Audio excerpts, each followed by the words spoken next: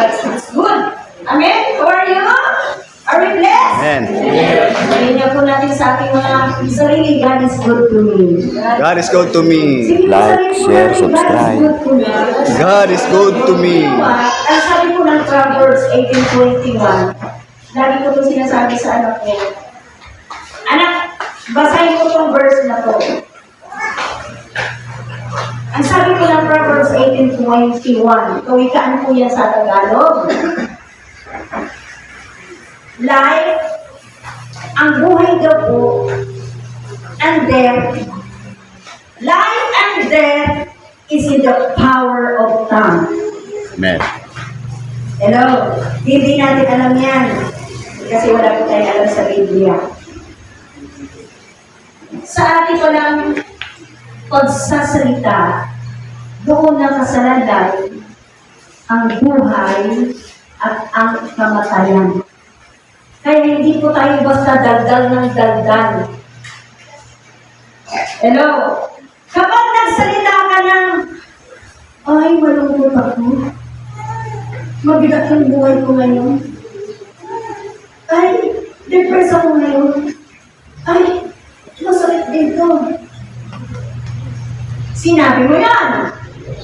Life and death is in the power of God.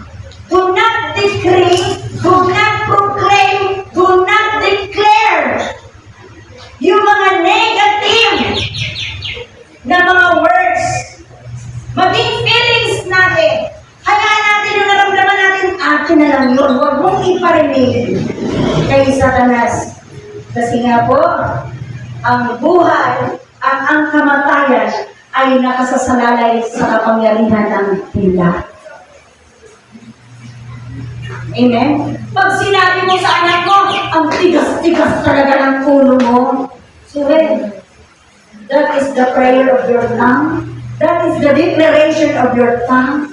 Well, ang anak mo talaga magiging matigas ang ulo niya. Because life and death is in the power of God. Wala akong pera ngayon. Ano yung 5 piso na sa'yo? Huwag kang magsisinungaling, may pera ka 5 piso ngayon. Amen? Kaya ngayon, ang nilideklara po natin sa ating buhay. Kahit tayo may sakit, ay, magaling na ako!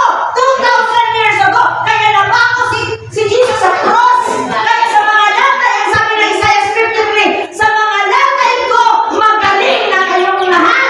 So, ibig sabihin, sasabihin ko ka natin, like a thunder! Masabi ko yung magkakaroon tayo. Ang sabi ko talaga, ha? Okay.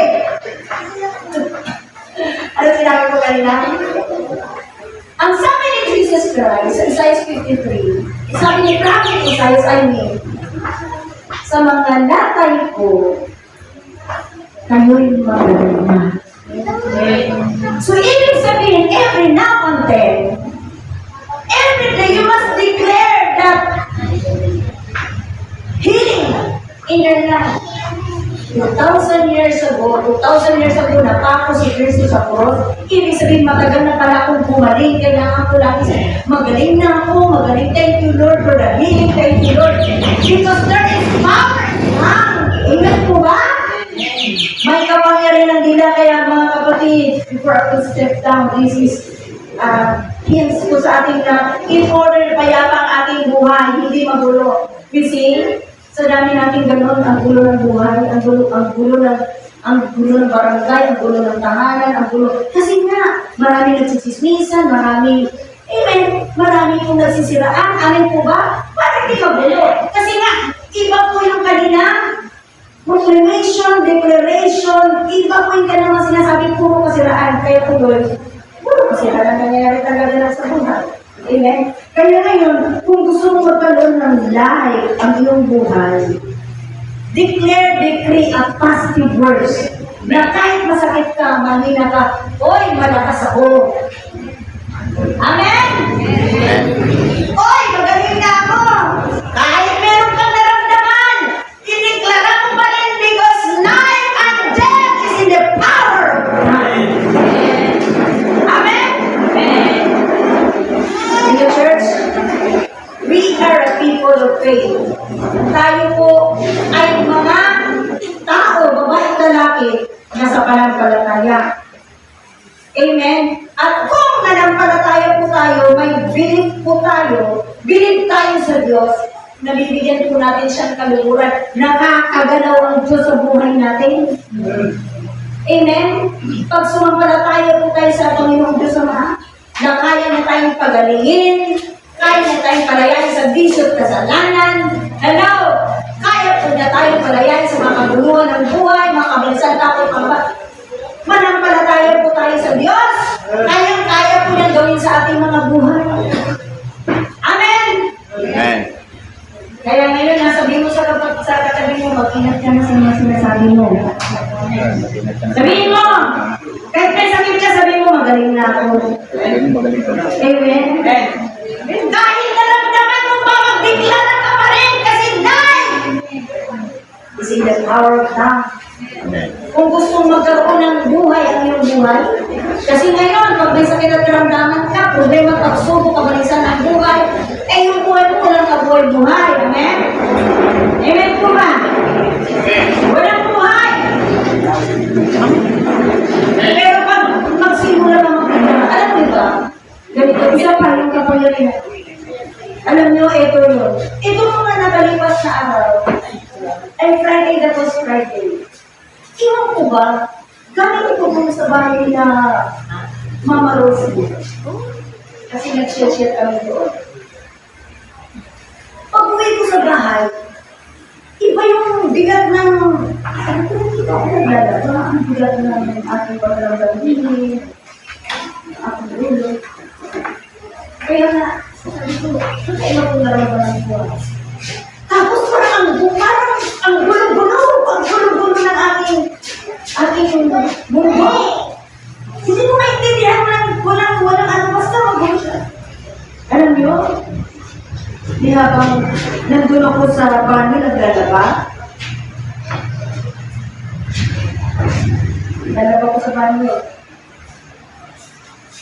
Siyempre, sabi ni Lord, diba? Ang mga sumasampalataya, ang mga naniniwala kay Jesus daw, ang mga sumasampalataya ay nagtataglay ng ganitong kapangyarihan. Amen. Sa pangalan ko, magpapalalas kayo ng mga demonyo. Ano yung mga demonyo, di ko naman nakikita. Diba? Paano kung palayasin ng demonyo, di ko naman nakikita? Diba? Paano palayasin ng demonyo? Di mo naman nakikita.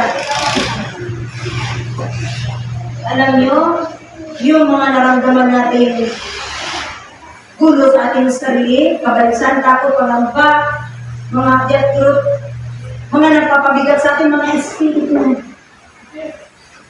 Mga espiritu yan. Huwag mo na hanapin pa ang demonyo. Demonyo, hindi magpapakita yung takot ngayon sa iyo. Hindi magpapakita ang demonyo sa iyo. Kasi, takot ang demonyo sa iyo. Amen. Kasi yung sumasailuan si Jesus, makapangyarihan sa lahat. Amen.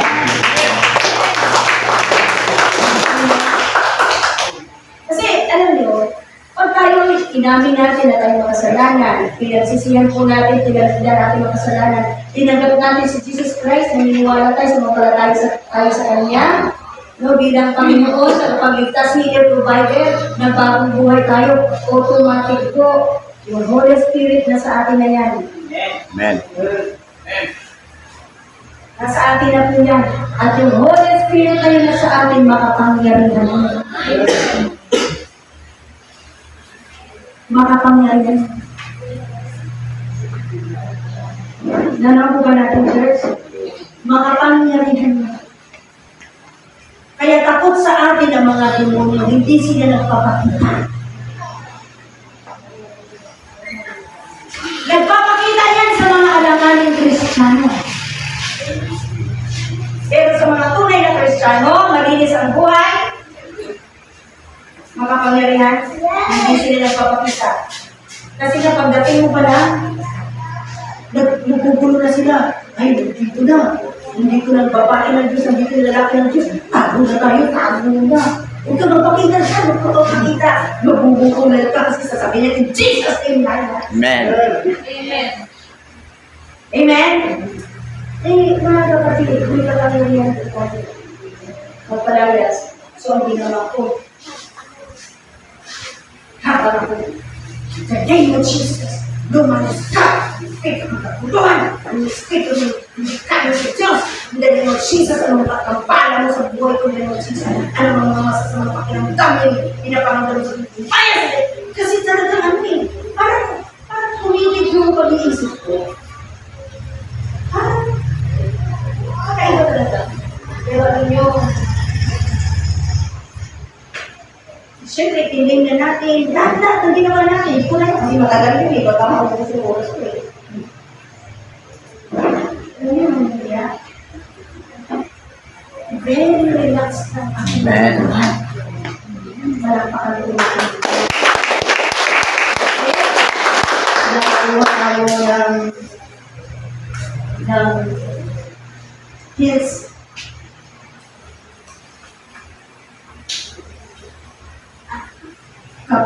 pakinabang yung ating nakuwang karunungan pala. Kasi yun lang pala yun, pag nakaramdam ka ng kabigatan ng buhay ng anything na parang hindi ba ayos ko ba? Parang hindi ako usually the day, everyday life. Parang hindi ako to, parang kakaiba. Pag meron kakaiba, yan, ang demonyo nagsisimula na yung mag-invade sa'yo. Magsimula na siyang gagalawin ka, magsimula ng lulukuhin ka, buhuyin ka. Amen? Pero alam nyo, Mr. Panginoon, lagi ko sinasabi, kapag binibigyan ka ng espada, pagkatapos ibigay sa'yo, ginawa mo ng decoration yan. Kakalawangin yun! Amen? Pero yung espada, kaya binigay ko yan sa'yo para mayroon kang weapon! Para mayroon kang ilaban, weapon, para mayroon kang, di ba? May kaaway para ipatay. Eh kung hindi mo yung gagamitin, wala, kakalawangin na. Amen! Kaya mga kapatid ko, ayun lahat, ang kapangyarihan na kaluod sa atin ng langit, gagamitin po natin siya araw at gabi. Ang gulo na isip ko, ang sakit, ay, hindi nga ng Bible-Jesse. Imbis na maramdaman mo yung kapangyarihan ng Diyos na ginamit mo, wala. Hindi na nadi-display, hindi mo naranasan yung kapangyarihan ng Diyos. Bakit? Yung mga kay Jesse, hindi ko masama ang gamot at grasya ko yung Diyos. Pero ang ibig sabihin ko, why don't you try the power of God? Why don't you? Amen? Bakit din natin subukan ang kapangyarihan ng Diyos? Kung naranasan ko, maranasan mo yun. Walang favoritation si Lord. Pag ginugulo ka ng kapayapaan, depressed ka, anxiety, layas! Depression, layas! Amen. Hello, layas! Lahat layas in Jesus' name. Amen? Kasi nga po, there is power in God. Pag sinabi mo, layas! Hindi pa rin yung tango, di na layas. Amen? Layas ang evil spirits. Yan ang declaration mo, nagkamayan sa layas. Pero declaration mo, ayun na ako na. Sabi niya, bigyan mo. Sabi niya, dadagdagan pa kita para hindi ka na makabago. Amen? Huwag kayong magpano. Just use the name of Jesus. Very effective po. Amen? Kapag kayo ginagambala, ginugulo ng chatbot, anything na naramdaman namin na hindi po normal para spiritual, use your power. Maniwala ka. Gamitin mo kasi yung espada na binigay sa iyo. Ayaw gamitin, kaya hindi mayaman ng doktor, mga hospital. Amen? Hindi mayaman ng mga butika. Hindi mayaman. Again, Ang gamot ay para po sa lahat.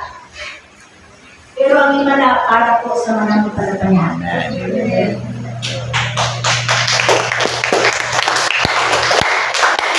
Ibig sabihin ng gamot, pwede mananampalataya, pwede hindi mananampalataya. Pero ang himala, para lang din, para lang po yan sa mga sumampalataya. Amen. Amen? Wala po natin. Kasi bakit natin ito sinasabi? Ayaw ng Diyos na nakikita tayong talunan. Amen? Alam niyo, pag nakikita tayo sa talas na nag-aray-aray ka, nagtatawa yan. Ay, ano ba yan? Opo, may nag-aaray ka. In the first, di ba? Sa unang tingin, nag-aaray ka. Pero pag naramdaman mo yung user authority, is your power. Amen? Kaya ako, ano yung mga kapatid, hindi ako po nabubuhay sa gamot. Pag may pain sa kung naramdaman, hindi ko sinasabing nag-iibang ako, hindi ko magkakasakit. Hindi ko sinasabi yun, hindi natin ang buhay. Pero, ang lagi ko pong sinasabi, kapag may naramdaman ko ako, pinapalayas ko lang po lang. In the name of Jesus. At I notice may 5 minutes pa. Malaki din po, di ba sabi ni Paul? Malaki daw po ang pagpakinabang sa mga nag-i-exercisyo, nag-i-exercise. Pero mas malaki daw po ang pakinabang ng kabanalan. Amen. Nasa Timothy yan sila kay Timothy. Ibig sabihin, mga kapatid, kailangan din po natin mag-exercise. Baka naman kasi, kailangan mo lang mag-exercise, sabi mo na, may demonyo dito. Jesus yung layas. May demonyo dito. Jesus yung layas. Amen? Tapos hindi pala lumayas. Hindi ka gumaling. Yung pala kailangan mo lang mag-exercise. Amen? Ganito po yung mga kapatid, yung isang last week, naglaba ako, di ba, yung notice na nananalig tayo sa talaga, first time ko sa buhay ko, pag ganito. Kasi 2 weeks pa lang po walang pinaglalakad kasi nga, hadlang mo lang yung bahat dyan eh. Tatawid ka na lang, tatamarin ka pa. Ibig ikot ka papuntang bigaan. Ano ba yun? Natatamad. Titignan mo pala yung tatawiran mong baka. Tinatamad ka na. Di wala. Uy, nung naglaba ako, puri ng Panginoon, naglaba ako, magtatapos. Hindi ngayong nagkaman ako na to na walang pasok si Siyempre. Sige, pumunta ko sa palengke, lakad. Tapos exercise. Kasi di ba, nagmalaya ako eh. Biro mo, naglaba ako kahapon. Pagdating dito, ako naglaba ko, easy. Kaya nyo, bago talaga natin nalaliga. Dati na sa sipon. Ang naglalakad-lakad! Bawat yung lagi nakamotor, ina-exercise, dapat lakad! Ganyan po ba? Ako nga minsan, pagpunta dun, may mga kakilala ko, sige, halika nyo, sumakay na kayo, ay hindi po, wag po. Sige na po, sumakay na. Hindi po. Wag po nito po ako isakay. Nag-exercise po ako, ay sige po. Di ba? Hindi po ba? Ano ba natin, church?